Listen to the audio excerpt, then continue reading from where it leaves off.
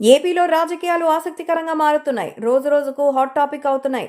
కూటమి ప్రభుత్వంపై జగన్మోహన్ రెడ్డి విమర్శనాస్త్రాలు సంధిస్తుండగా వైఎస్ఆర్ కాంగ్రెస్ పార్టీ తీరుపై కూటమి నేతలు తీవ్ర స్థాయిలో విరుచుకుపడుతున్నారు.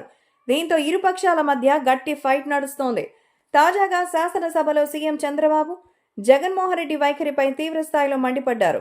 మహిళా సాధికారత అంశంపై మాట్లాడుతూ తల్లి విజయమ్మ, చెల్లెలు షర్మిలపై జగన్మోహన్ రెడ్డి అనుసరిస్తున్న తీరుపై సీఎం చంద్రబాబు తీవ్ర స్థాయిలో మండిపడ్డారు. కుటుంబ ఆస్తిలో మహిళలకు కూడా వాటాలు దక్కాలనేది తెలుగుదేశం పార్టీ ఆలోచన. ఈ విషయంలో ఎన్టీఆర్ ప్రత్యేక చట్టం కూడా చేశారు. మహిళలకు చట్టసభల్లో రిజర్వేషన్స్ కల్పించిన ఘనత కూడా నందమూరి తారక రామారావు గారిది. అదే పరంపర కొనసాగిస్తూ చంద్రబాబు సైతం మహిళలకు పెద్దపీట వేస్తూ వచ్చారు. స్వయం సహాయక సంఘాలు ఏర్పాటు చేసిన ఘనత తెలుగునాట చంద్రబాబుదే. మహిళలకు స్వయం ఉపాధి సాధనే ధ్యేయంగా మహిళా సంఘాలను ఏర్పాటు చేశారు సీఎం చంద్రబాబు. ఇప్పుడు తాజాగా అదే విషయాన్ని ప్రస్తావించారు. ప్రస్తుతం వైఎస్ విజయమ్మని కుమారుడు జగన్మోహన్ రెడ్డి పక్కన పెట్టినట్టుగా వార్తలొస్తున్నాయి.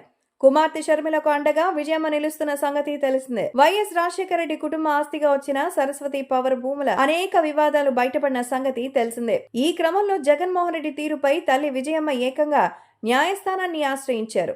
అయితే తన సోదరి షర్మిల ట్రాప్ లో పడి విజయమ్మ తనపై కేసు వేయడాన్ని తేలిగ్గా తీసుకున్నారు జగన్మోహన్ రెడ్డి.